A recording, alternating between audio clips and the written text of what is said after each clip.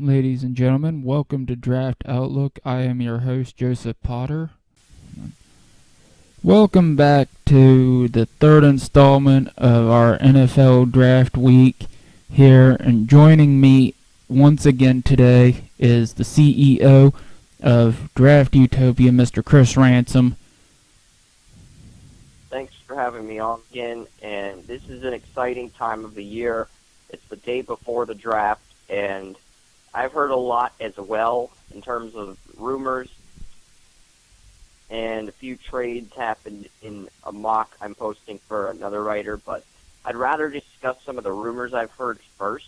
The first rumor I heard is that yesterday the 49ers narrowed it down to 3 players if they don't trade the pick. Today they've narrowed it down to 2, and the 2 I'm hearing are Solomon Thomas and Leonard Fournette, the players that we both speculated in my mock and in Mark Smock and your mocks. Those are the 2 main players we speculated on them possibly grabbing at that number 2 slot. Yeah, and they both make a lot of sense. Fournette is probably, he and Joe Mixon are the most talented players in this draft as far as running back is concerned. And with Mixon's troubles, we're hearing that Green Bay is very strongly considering taking him at 29. But at number 2, with Fournette doesn't have the off-field issues. He has some injury history, but there are some that are comparing him to Adrian Peterson and how he plays, only with better instincts. So then he makes a lot of sense with what the 49ers are wanting to do. They want this big, burly back, this tough guy that fits the system for Kyle Shanahan. And with that vision, it's perfect in the zone blocking scheme. Now, as far as Solomon Thomas goes, I was watching some tape today and saw some close-ups. He's bigger than I thought he was.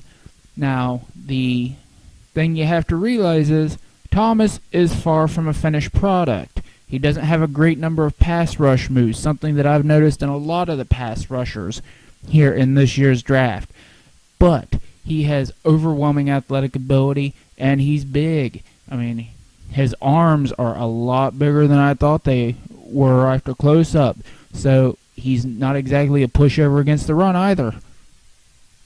And this is a player that will probably be the second pick in the draft. I've had Solomon Thomas slotted here for the past few weeks, and for a while I had Kaiser slotted in this spot, but then I thought, well, maybe they'll go Foster or Fournette. They still have Carlos Hyde on the roster, and unless the 49ers make a conscious effort to trade Carlos Hyde during the draft, it's hard for me to sit there and say they'll go Leonard Fournette at 2. I need to see it before I believe it, because I'm one of those people that thinks they're still going to stick with Hyde, even though they have tried to field calls for Carlos Hyde.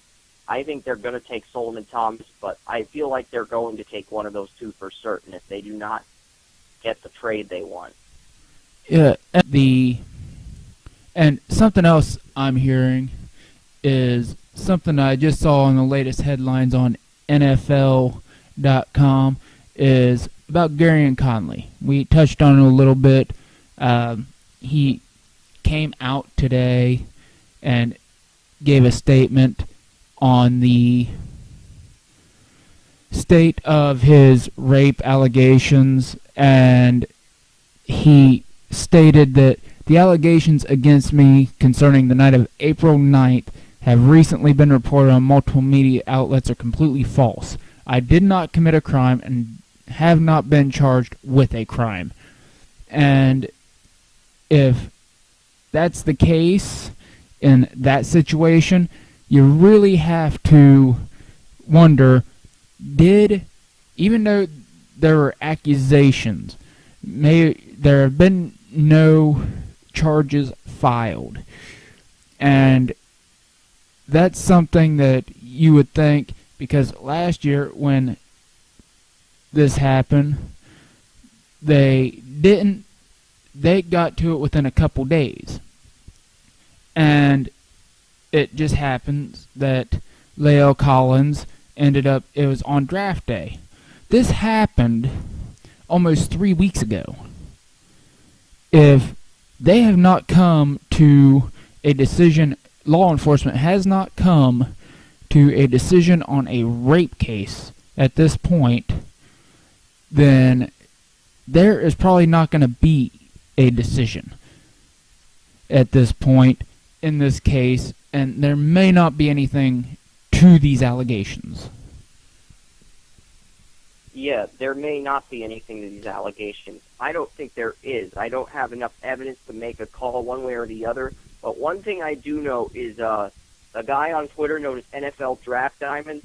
He went down to that area yesterday, and he talked with numerous people in the Conley investigation. He talked with his Conley's friend Miles. He talked with another guy who was in the room that Conley was with, the Trent person. He talked with Miles' girlfriend, and there were like 7 people in the room, and he talked to everybody except for Conley and the girl. And those are the 2 main components to this story: Conley and the woman who accused him of the rape charges.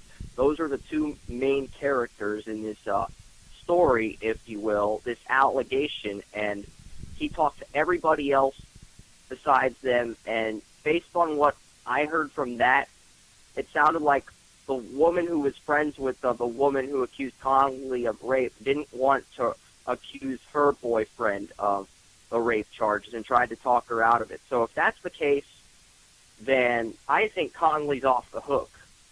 But more evidence needs to come out.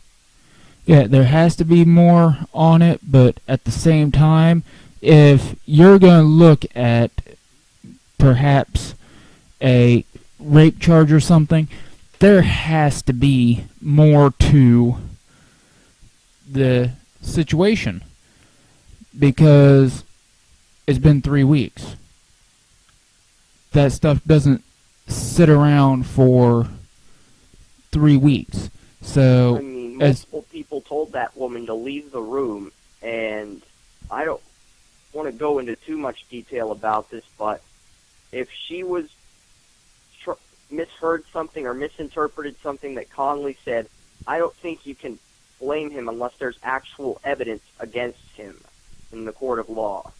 Yeah, and the actual evidence will be extremely important in this case, but with the Lael Collins case, there was evidence. There were like the police found, like, I don't know if it was guns or something, but they found something on Collins the day of the draft, and there were allegations leading up to the draft.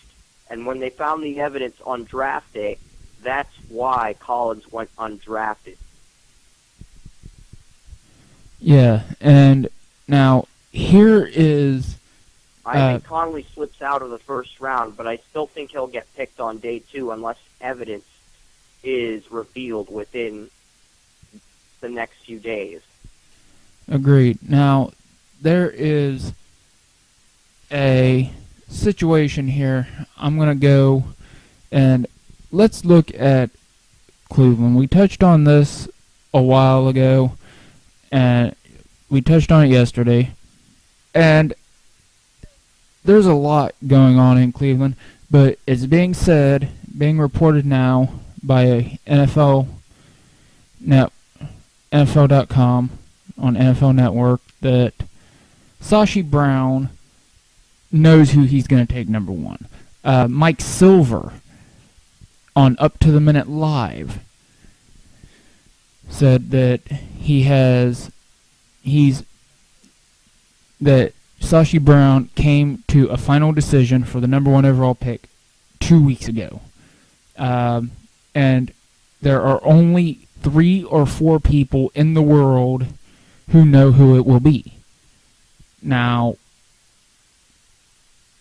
let's face it, they're Myles Garrett and a quarterback who will remain nameless for the moment are the only 2 that anybody's even speculated about, and Myles Garrett is the top-rated person on their board by a mile. So, what does that leave? Because he's speaking there's only one way not to screw this up, and that's to take Myles Garrett. But besides taking Mitch Trubisky at 1, there is a way to screw this up beyond repair. And that's if the Browns somehow decided to offer all of their 2018 picks and their 2017 second-rounders to move up for 2 to get Myles Garrett. Like in the movie Draft Day, how they gave up that King's ransom of picks in the actual Draft Day movie to move up for Bo Callahan. If the Browns took Trubisky at 1 and then gave up all those picks like they did in the Draft Day movie for Myles Garrett at 2, it would be the worst thing the Browns could do. People say taking Trubisky at 1 is the worst thing they could do, but think about it. If they take Trubisky at 1 and then they give up all those picks to move up to 2 for Myles Garrett, and they don't have any first in 2018 or 2019, that's really the worst thing the Browns can do. Yeah, and I don't think that Sashi Brown is going to risk his career on a fool's errand. I mean, he is a Harvard graduate. I think he's a little smarter than that. But the thing is, here is one scenario. I don't think it's going to play out, but the way he's talking, this could be somebody completely unexpected. Well, if the Browns take somebody completely unexpected, who is, in my opinion, the only one of 2 people that have been linked to the Browns one of them's linked to the Browns, the other one was just on pure talent. We mentioned him earlier. Leonard Fournette and Jamal Adams, the safety and running back.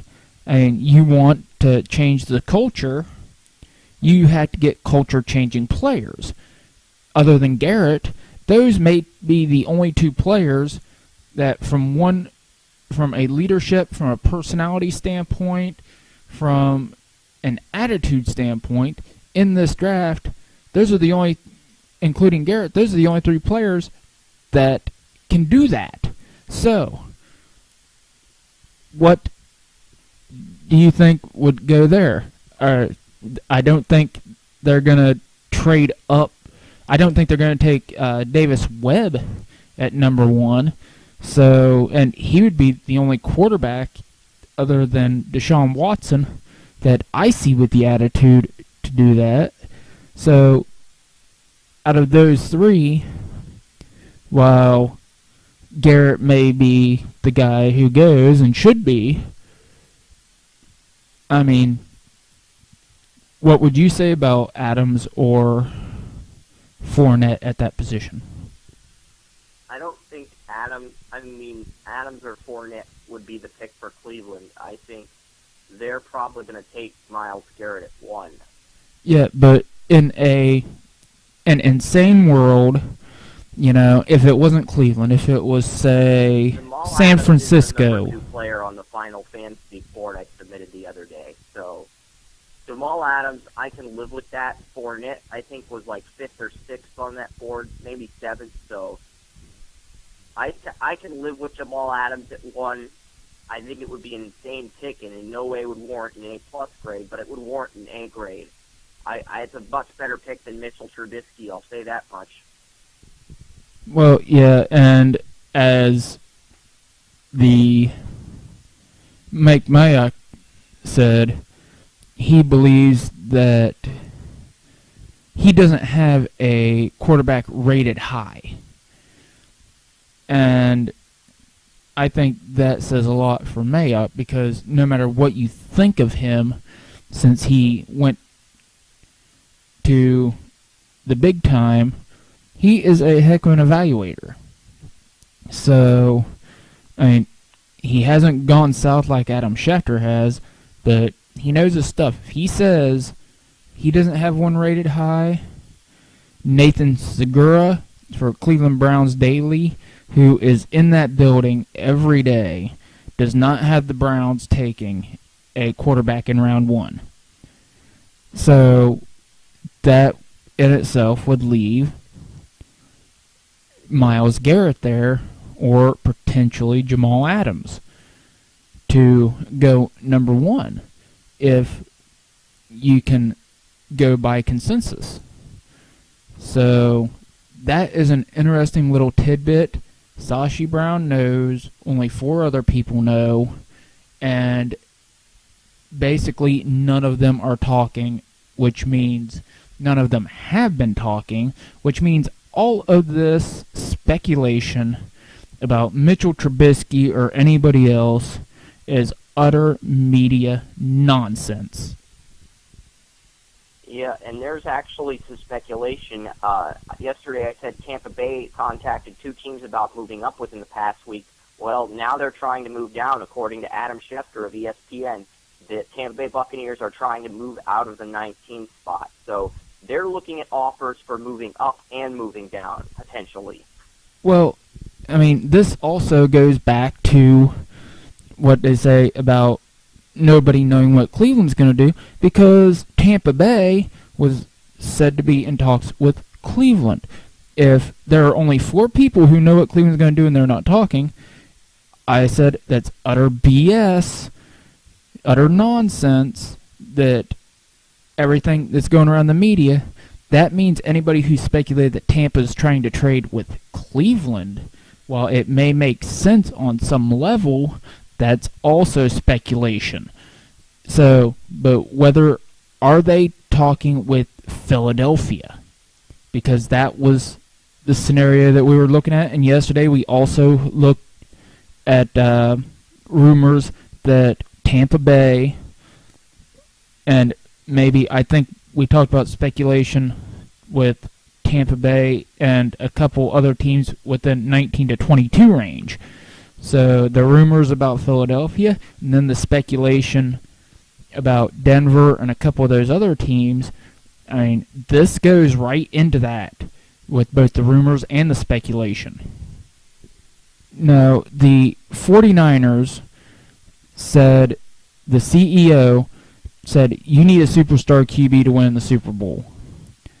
Is this more speculation by the 49ers to drive up the price? They're looking at Solomon Thomas and Trent Davis as those potential picks at that spot. What else have you heard from the speculation area? Well, I've heard that if Taco Charlton or Derek Barnett falls out of the top 15, that if they fell to a team like 20, that the Dallas Cowboys would try to move up with the Denver Broncos at 20 to keep the Lions from getting one of those guys at 21. And both the Denver Broncos and the Dallas Cowboys have been historically known for making trades on draft day the last few years. Yeah, and now here I'm looking at Daniel Jeremiah's final mock draft, and anybody who knows me knows I see Daniel Jeremiah in extremely high regard at this point. You know, former scout for the Baltimore Ravens. He knows more about football than most people. He's forgotten more about football than most people will ever know. So, and I'm looking at him. He has Jamal Adams at number 2, and he's giving Christian McCaffrey to Carolina at number 8. Now, that is an extremely interesting pick. What are your thoughts on that? Christian McCaffrey to Carolina at 8, that's something I've seen a lot of, as well as heard. So that could be a potential. Have narrowed it down to Christian McCaffrey and O.J. Howard. And these are the 2 players I've heard the Panthers. The other day, I got a text from my nephew who lives in San Francisco, and he said the reason the Panthers-Niners trade talks broke down is because the Panthers loved O.J. Howard. And for some reason, I feel like taking his word over what the consensus is. The consensus is they'll take Christian McCaffrey at 8. And for some reason, I feel like putting faith in my nephew. They might be wrong, but they've narrowed it down to Howard and McCaffrey from the reports I've heard. So one of them is going to be the pick at 8, and I just felt like being bold and knocking O.J. Howard to Carolina at 8. Yeah, and another one he has is Hassan Riddick at number 10 to the Bills. He doesn't think Riddick gets out of the top 15. I don't think Riddick's going to get out of the. I don't know. It's hard to say if Riddick gets picked in the top half of the draft. I think he's a back half player, but that's a strange rumor I've heard. I mean, the Bills need a receiver. They need a tight. They could use a guy like Howard if he slips to 10. I've even heard rumors about them getting a quarterback like Deshaun Watson. I haven't heard anything about Riddick at 10. That's news to me. Yeah, that was something new that I had seen, and something I heard right before we went on was that offensive tackle Ryan Ramczyk has not only his hip problem, but other people have said there are other red flags coming up in his medicals when he goes to visit teams, and that he may have trouble staying healthy with his lower body. So he may have a lot of lower body injuries, and they're concerned about this. What are your thoughts?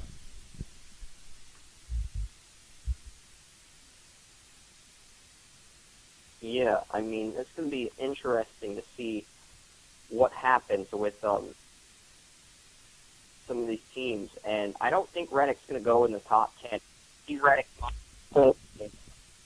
my writers knew mock the day. They projected 2 trades. They projected Cleveland at 2, which I'm not going to get into because I sell the idea of the Browns getting that trade. The other trade they projected is that the Houston Texans would move all the way up from 25 to 13 for Patrick Mahomes, which is another trade I kind of sell at this point. But that's an interesting scenario, though. The Texans give up 25, 57, and 59, not 59, but 25, 57, and 89 to move up, and a 2018 third to move up to 13 where the Cardinals are picking to take a quarterback. That is a lot to mortgage on a quarterback in this class, and I'd probably advise against it. Yeah, it really is, and I want to get into the tight end class, more specifically, the top 3 tight ends. You have O.J. Howard, who is head and shoulders above the rest, but then we have David Njoku and Evan Ingram. Now, we have I've seen a couple mock drafts here, and I've heard some rumors flying around that both Ingram and Njoku could go in round 1 along with O.J. Howard. That'd be 3 tight ends in round 1. Can you think of any draft in recent memory where even the rumor of 3 tight ends going in round 1 was even thrown out there? Not 3 tight ends specifically. I think 2013 is the closest thing we had to that with Tyler Eifert, Zach Ertz, and Travis Kelce, even though Kelce was picked in the 3rd round that year, I believe.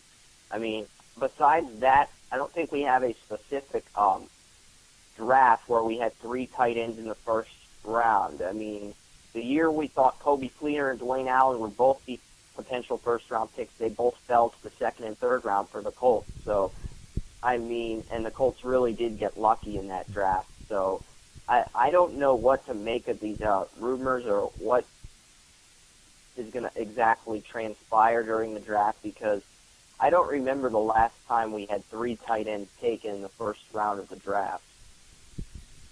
And there's also been a little bit of debate going on with the safeties in here. Not the top safeties, top 2-3 safeties, but the bottom group of safeties. Well, not bottom group, but bottom 1st half, early 2nd round group of safeties. They're one of the top risers, Josh Jones from North Carolina State, has been rumored. He's been flying up the draft boards. He's rumored to go in the 1st round. There's rumors Houston likes him. Rumors that a couple other teams like him. And what have you heard more on Josh Johnson? um, Josh Josh Jones or Dobbs, Josh Jones, sorry, my bad. the North Carolina safety. Yeah, I North have a Carolina second State. round grade on him, but that is a guy I can see in the first round. There is definitely talent there. He's definitely a skilled football player, so that's a player I can see in the first round. I feel like a third safety is going to get pushed into this first round conversation. And the last time we had three tight ends go in the first round was 2002 when we had Jeremy Shockey, Daniel Graham, and Jeremiah Stevens out of Washington who got picked by the Seahawks.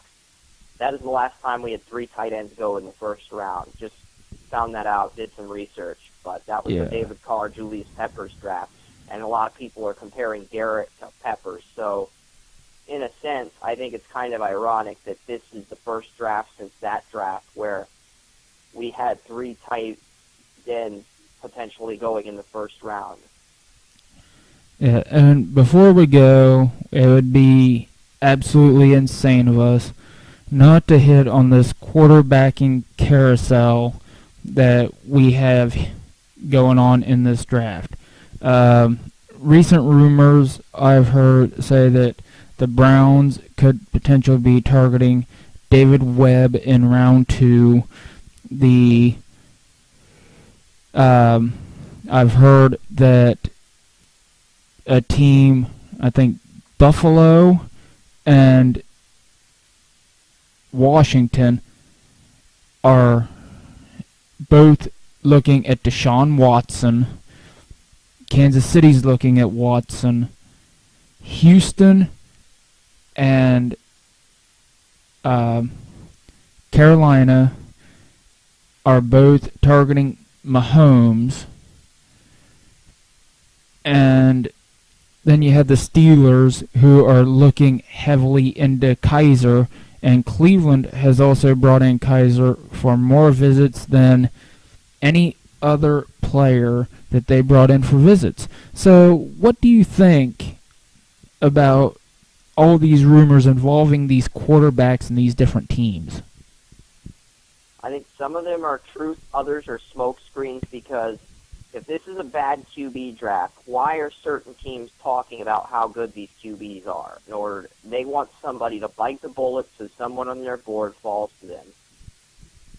Yeah, but you've noticed that there really only are rumors going out there and facts supporting 4 quarterbacks. Everything else is media saying this, media saying that, and there's only something substantial about 4 of them, and one of them is involving somebody who could play in the second round. So you're only talking about rumors that have facts backing them up from 3 quarterbacks for the first round. So, I mean, doesn't that kind of bring credence to, yeah, maybe these guys aren't that great, but some teams with older quarterbacks see long-term potential in them. Yeah, I mean, you're right. That's a pretty big deal, and I think that's something to take a look at here with everything being taken into consideration at this point in the draft process. That's definitely something to consider with the whole draft and everything sort of everything going on.